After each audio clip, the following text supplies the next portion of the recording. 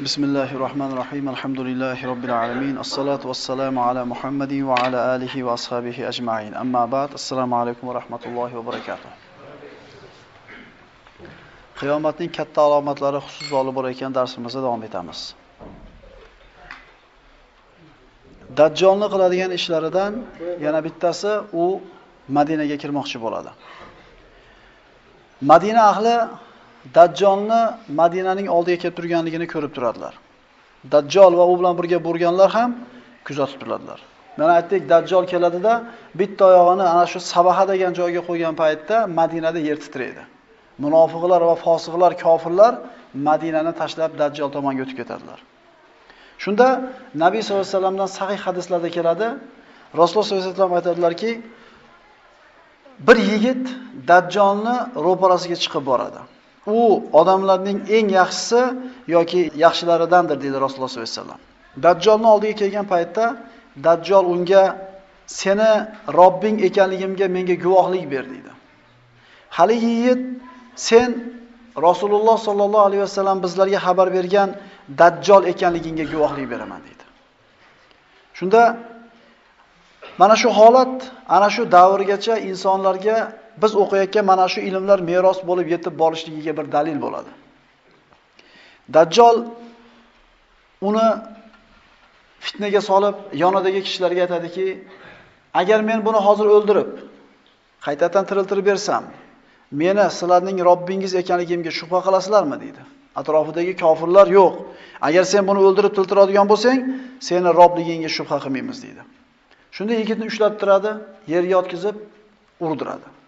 Ya'ni kaltaklashadida, meni Robbim deysan deganda yigit rad javobini beradi. Shunda Dajjol buyuradi. Yigitni yerga o'tkazib, boshidan arra solib, ikkiga bo'lib tashashadi. Ikkiga bo'lingan jasadini ikki chekkaga qo'yib, o'rtasidan Dajjol shunda yurib o'tadi. Yurib o'tadida butun musulmonlar ham bu narsani, kofirlar ham kuzatib turadi. Dajjol bu ikki qismning o'rtasidan o'tib bo'lganidan keyin tur o'rningdan deb buyuradi. Shunda bir ajib bir holat yuz beradiki, ana bu ikkiga bo'lingan qismlar harakatlanib, biri ikkinchisiga yopishib, yigit tirik holatda tika turadi. Shunda yigitga qarab turib, "Meni Robbim" deb ayt deydi. Yigit aytadiki, "Seni Dajjol ekanligingga yanada iymonim ziyoda bo'ldi. Ey insonlar, bu bizlarga Rasululloh sollallohu alayhi vasallam xabar bergan Dajjoldir.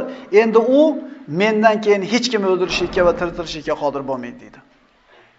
Shunda Dajjol uni o'ldirmoqchi bo'lib, qo'lidagi qilich bilan bo'yniga urganida Nabiy sollallohu alayhi vasallam aytadilar, Alloh uni bo'ynini misdan qilib qo'yadi. Ya'ni qilichda har qancha urmasin, qilich u yigitni bo'yniga o'tmaydi. Dajjol mana shu joyda noumid bo'ladi, Shomga qaytib ketadi. Mana shu vaqtda qiyomatning eng katta alomatlaridan, ajiblaridan Iso Masih alayhissalomning osmondan tushib kelishligi boshlanadi. Alloh taolo Qur'oni Karimda Iso alayhissalom haqida aytadi. Nasroniylar Isoni yahudiylar o'ldirdi deyshadi. Lekin Iso alayhissalom o'lgan emas. Astagfirullah va ma qataluhu va ma salabuhu walakin shubbiha lahum va innal ladina ikhtalafu fihi la fi shakkin minhu ma lahum bihi min ilm illa ittiba'adh dhann va ma qataluhu yaqina. Holbuki ular uni o'ldirganlari ham, osganlari ham yo'q. Faqat ular uchun boshqa birov Isoga o'xshatib qo'yildi xolos. Ya'ni Iso alayhisalomni tutishlik uchun askarlar kelgan paytda Iso alayhisalomni Alloh taolo osmonga ko'targan bo'ladi. Va mana shu 12 ta havoriysining ichidan eng yoshi o'zini ixtiyori bilan 3 marta men deb chiqqan paytda Iso alayhisalomning shakliga o'tib qoladi. Mana Iso alayhisalom qissasida eshitganmiz, Iso alayhisalom osmonga ko'tariladigan kunda o'zini 12 ta havoriysining oldiga g'usl qilgan holatda chiqadi. Ya'ni chiqqan paytda sochlaridan suv tomchilari tomib turadi. Ularga qarab turib, kiminglar xohlaysizlar? Meni shaklimga o'xshab qolishligida va meni o'rnimga olib chiqib o'ldirishliklarini. Yana bitta odam men desa, menga o'xshab qoladi-da, meni o'rnimga olib chiqib o'ldiradi ular deydi.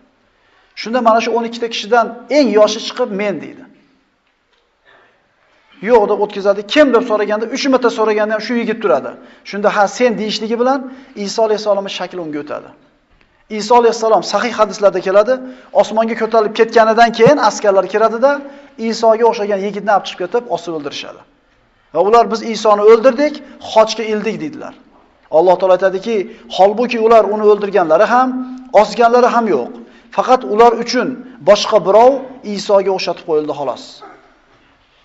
Albatta Iso haqida talashib tortishgan kimsalar uning o'ldirilmagani haqida shubhada qolganlar. U haqida faqat gumonga boradilar. Xolos, uni o'ldirmaganlari aniqdir. Bal rafa'ahullohu ilayh. Balki Alloh uni o'zining huzuriga ko'targandir. Alloh qudrat va hikmat egasi bo'lgan zot. Hali ham nasroniylarda mana shu gumon bor. Isoni 12 ta havorisi bo'lsa, ular kirgan paytda 12 ta odamni bittasi Isoga aylanib qoldi. Shakl suratiga. Isoning suratiga kirib qoldi. 11 ta qoldi. Agar bu 11 tasi bu haqiqiy Iso bo'lsa, 12-havoris qani deyiladi. Ya'ni ular Isoni aniq o'ldirmaganligiga o'zlari ham ishonadi. Shubhada ekanligini o'zlari ham biladi. Alloh taolo quyida oyatda o'ldirgani ham yo'q, xochga ham ilgani yo'q deydi. Iso alayhisalom tirik. Alloh taoloning huzurida. Mana shu alomatlar zohir bo'lgan paytda albatta bu tushadi. Siz bilan bizni e'tiqodimizning bir qismi bu. Bunda shubha bo'lmaydi. Alloh taolo Iso haqida aytadi: "Va innahu la'ilmun lis-sa'a." Albatta Iso qiyomat soat haqidagi bilim alomatdir. Bas sizlar u soat haqida hargiz shubha shak qilmangiz. Zuhruf surasi 61-oyat. Boshqa oyatda Alloh taolo aytadi: "Va in min ahlil kitabi illa la yu'minanna bihi qabla mawtihi va yawmal qiyamati yakunu alayhim shahida." Har bir ahli kitob o'limi oldidan unga, ya'ni Isoga albatta iymon keltirur. Qiyomat kunida esa u bularning zarariga guvoh bo'lur. Demak, Iso alayhisolamning tushishligi haqida shubha qilib bo'lmaydi. Shubha qilgan odam mana shu oyatlar haqida shubha qilayotgan bo'ladi. Iymondan ajrab qoladi. Iso alayhisolam tushishligi haq. Alloh taoloning sarih oyatlari bilan sobit bo'lgan. Dajjal Shomga qarab ketdi. Sahih hadislarda keltiriladi, fitna avj olib turgan paytida, Dajjalning fitnasi avj olib turgan paytda Rasululloh sollallohu alayhi vasallam aytadilar, Damashqdagi masjidning sharqiy tomonidagi oq minora oldiga Iso ibn Maryam tushadi. Dajjal yer yuzi bo'ylab aylanib yurar ekan, Damashqqa ham kelib odamlarni fitnalantirib chiqib ketadi. So'ngra musulmonlar, Damashqda qolgan musulmonlar va ba'zi rivoyatlarda mana imomi Mahdiy boshchiligidagi musulmonlar Damashqqa to'planib, qo'rg'onlarga berkinib, Dajjalga qarshi urushlikka tayyorgarlik ko'rib turishadi. Dajjal Madinadan qaytib Damashqqa boradi.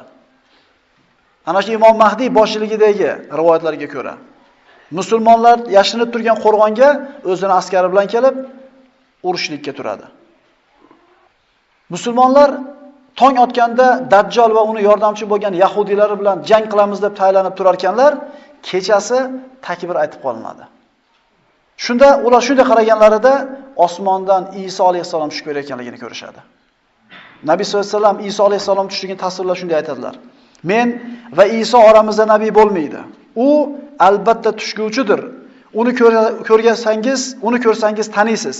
O'rta bo'ylik, oq qizil yuzlik, ikki ko'ylak kiygan holda, boshi ho'l bo'lmasa ham sochlaridan suv tomgandek tushib keladi." Ya'ni daqiq vasf, nozik joylargacha tushuntirib beryapti. Qachon tushadi? Musulmonlar Damashqdagi hollarida. Mana aytdik, hadisda Dajjal bilan birga yahudiylardan 70 mingtasi ergashadi deb aytdik. Bular mana shunday jangga tayyorgarlik ko'rib turgan paytda osmondan tushib keladi. Sahih hadislarda keladi, ular saf tortib tayyorgarlik ko'rib turgan paytda bomdod namozi vaqtida takbir aytiladi. Ularning imomi eng yaxshisi bo'ladi, mana Mahdiy deb aytgan bo'ldik. Qiyomat qoyim bo'lgunicha ummatimdan bir toifasi haqda turib, Iso ibn Maryam tushgunicha jang qiladilar.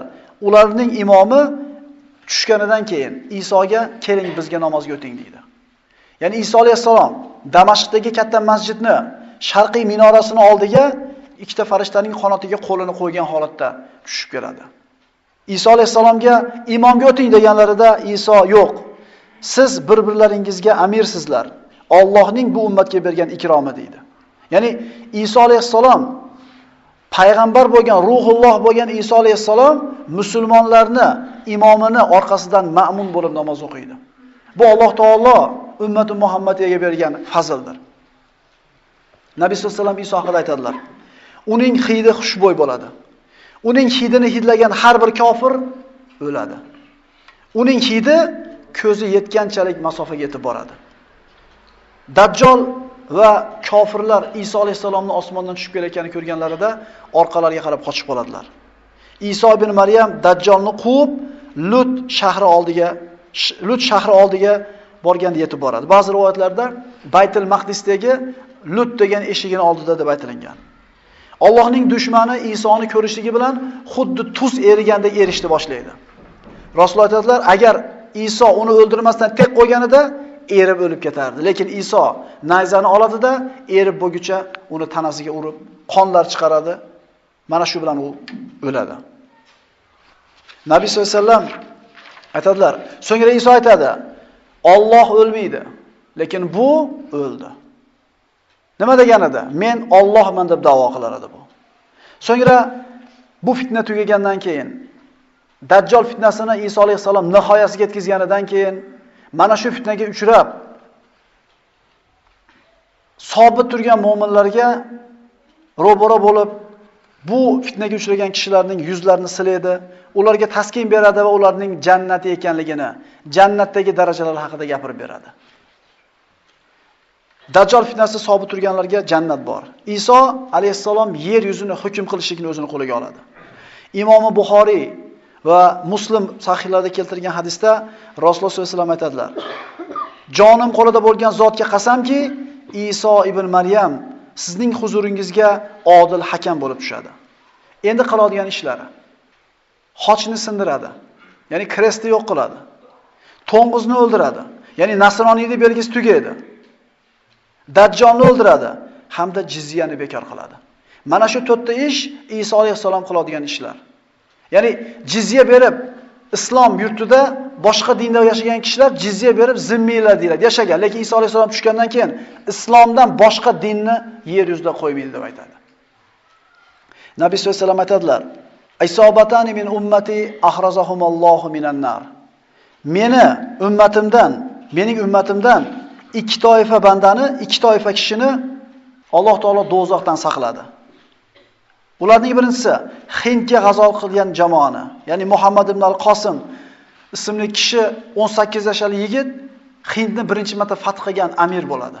Mana shu kishilarni, mana shu Hindga g'azot qilgan kishilarni Alloh taolo jahannamga yuzlarini harom qiladi hamda Iso ibn Maryam bilan Yajuj Majuj qissasida sobit turgan kishilarni dedi Nabiy sollallohu alayhi vasallam. Iso alayhisalom mana shunday bir ishlarni qilib turgan paytda ana shu qiyomatning yana bir dahshatli alomatlaridan keyingisi zohir bo'ladi. Mana aytganmiz, qiyomatning mayda-kichik alomatlarini birini ikkinchisiga bog'liq joyi yo'q. Orada yillar o'tadi, bir ikkinchisi hargiz bog'liq bo'lmaydi. Lekin oxir zamonning katta alomatlari birinchisi zohir bo'lishligi bilan undan keyin payda-pay keyingilari bostirib keladi. Va keyingi kelayotgan fitna birinchisidan ko'ra kattaroq bo'ladi.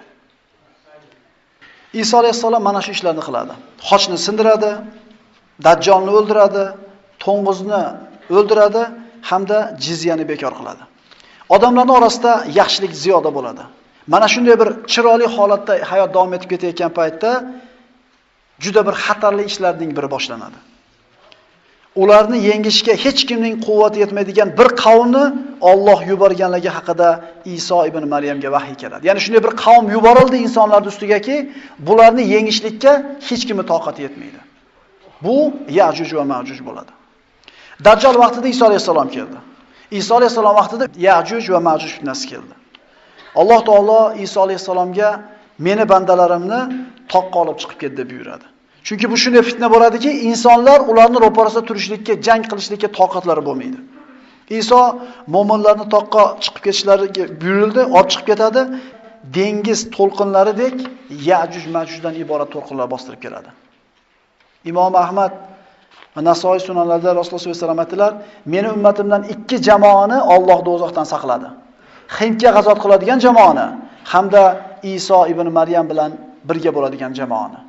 Ya'ni mana shu ikkita jamoat jannatiyligi payg'ambarimiz tomonidan bashorati berildi. So'ngra Yajuj va Majuj yuboriladi. Ular kimlar? Ular odammi yo bir boshqa toifami? Ular odam. Odam alayhisalom zurriyotidan. Inshaalloh keyingi darsda batafsil ular haqida gaplashgan bo'lamiz. Qur'ondagi Kahf surasida yerni fath qilib egallagan solih podshoh Zulqarnayn haqida Alloh taolo bayon qilib aytadiki: "Hatta iza balagha bayna as-saddayni wajada min dunihima qauman la yakaduna yafqahuna qawla." Zulqarnayn to ketayotib ikki tog' o'rtasiga yetib olgach, u tog'lar ortida biron gapni anglay olmaydigan qavmni uchratdi. Ya'ni dunyoni fath qilib Zulqarnayn ketib borar ekan, ikki tog'ning o'rtasiga o'tgan paytda bir qabilaga ro'baro bo'ldi. Qavman la yakaduna yafqahuna qawla. Bir so'zni anglay olmaydigan qavm. Mufassirlar aytadi, bu qavm shunaqa bir ajib bir lug'atda, ajib bir tilda gaplashardiki, Zulqarnayn tushunmadi ularning tilini. O'rtaga tarjimon kerak bo'ldi. Bir tarjimonni olib kelishuvdi. Zulqarnayn buni tilini tushunmadi. U tarjimonni tilini tushungani yana bitta tarjimon olib kelindi. Xullas, tarjimonga tarjimon bo'lib, o'rtada 30 ta odam tarjimonlik qilgandan keyin Zulqarnayn ana shu qavmning gapini tushundi. La yakaduna yafqahuna qawla. Bir qavmning tilini tushunish uchun bitta tarjimon yetadi. Chunki ma'ruf, mashhur til bo'ladi, bitta perivodchi bo'ladi, ish bitadi. Lekin bu shunaqa bir til, shunaqa bir qabila ediki, 30 ta perivodchi kerak bo'ldi. Ular aytishdi: "Qalu ya Zulqarnayn inna ya'juj va ma'juj mufsiduna fil ard. Fa hal naj'al laka kharjan ala an taj'ala baynana va baynakum sadda." Ular: "Ey Zulqarnayn, shak shubhasiz shu tog'lar ortidan chiquvchi Ya'juj Ma'juj qabilalari yer yuzida buzg'unchilik qiluvchilardir."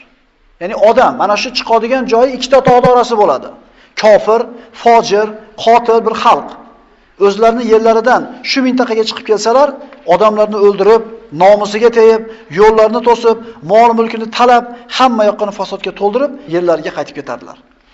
Odamlar ulardan bezor bo'lganligidan Zulqarnaynga shikoyat qilishyapti. Ularda chiqadigan joyi bitta joy, mana shu ikkita tog'ning oralig'i. Mana shu joyga biror bir to'siq qilib bersang, senga bir xizmat haqi beramiz degan. Fahal naj'alu laka kharjan ala an taj'ala baynana va baynahum sadda. Biz ey Zulqarnayn, ya'ni qavm aytayapti. Bizlar senga bir miqdor to'lov to'lasak, sen biz bilan ularning o'rtasidan bir sad, bir to'g'on qurib berurmisan? Ya'ni xizmat haqini beraylik, o'rtaga bir to'g'on qurib ber. Zulqarnayn bu yerlarga nima uchun kelganligini bayon qilib aytadi. Parvardigorim menga ato etgan saltanat sizlar beradigan moli dunyodan yaxshiroqdir. Ya'ni men bu yerga dunyo talab qilib kelganim yo'q. Tavhidni yoyish uchun kelganman. Solih podshoh deyishining sababi mana keyingi oyatlarda. Qala amma man zalama fasawfa nu'adhibuhu thumma yuraddu ila rabbih fayu'adhibuhu azaban nukra. Zulqarnayn aytdi ularga: Zolim bo'lgan kimsani albatta azoblagaymiz. So'ngra Parvardigoriga qaytarilgach, u zot uni yanada dahshatli azob bilan azoblar.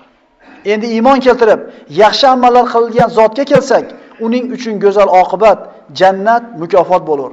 Biz ham unga ishimizdan oson yengillanib beramiz. Ya'ni bu kishining maqsadi mu'minlarga kofirlarni yengishligida yordam berar edi. Ularning talabiga Zulqarnayn nima deb javob berdi?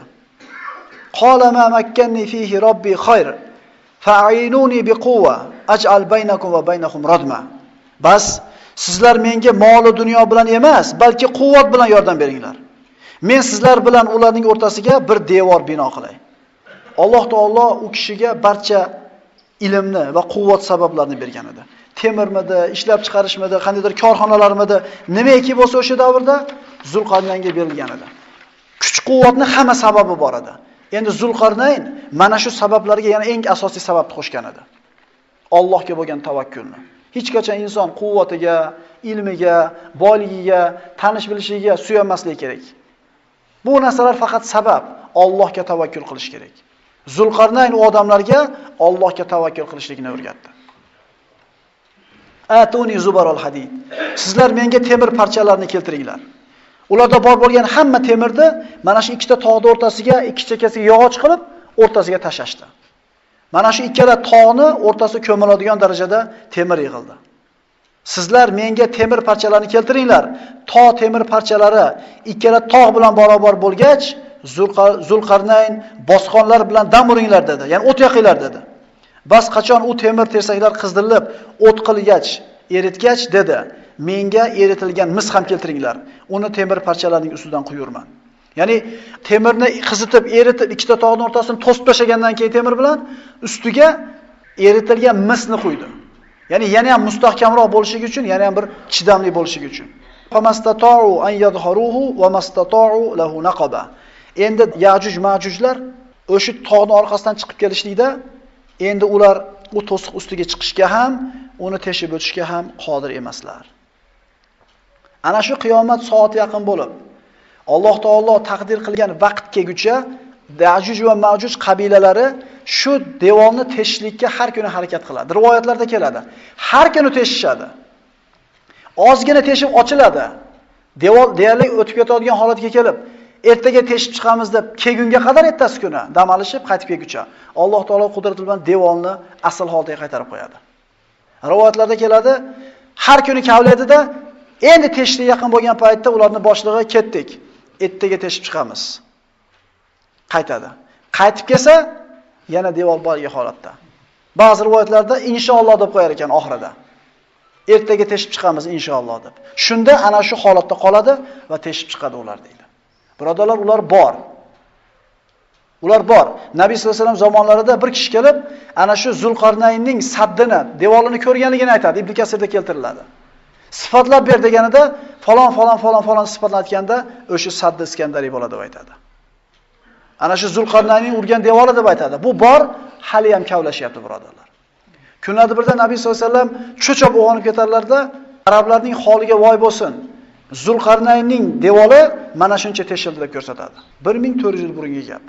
Hada rahmatun min robbi fa iza jaa va'du robbi ja'alahu dakka va kana va'du robbi haqqan. Endi devor bitdi, ish bitgandan keyin bu Parvardigorim tomonidan bo'lgan bir marhamatdir. Zulqarnayn solih kishi ekanligini ko'ringki, bu Parvardigorim tomonidan bo'lgan bir marhamatdir. Endi qachon Parvardigorim Ya'juj va Ma'juj chiqadi deb va'da qilgan vaqt kelganida, ya'ni qiyomat qoyim bo'lishi yaqin qolganida, o'zi u to'sqinni tep-tekis qilib qo'yur. Parvardigorimning va'dasi haqdir. Allohning va'dasi haq. Bir kun keladi, u to'siq teshiladi, Ya'juj va Ma'juj yer yuziga bostirib chiqib keladi. Ana shu chiqib kelgan kunda nima bo'ladi? Ya'juj Ma'juj chiqqandan keyin ularning adadi shunday ko'p bo'ladiki, xuddi dengizni suvi birining ustidan ikkinchisi oqlab kelgandek, birining ustidan ikkinchisi oqlab to'lqinday bostirib keladi. Insoniyatni halok qiladi. Yer yuzini to'laligicha o'zlarining hukmronligiga oladi. Mana shu paytda Alloh taolaning yana bir mo'jizasi sodir bo'ladi. Inshaalloh bu haqida ertaga bo'ladigan suhbatimizda davom etkazamiz. Aqulu qawli hada va astagfirullohi li va lakum. Assalomu alaykum va rahmatullohi va barakatuh.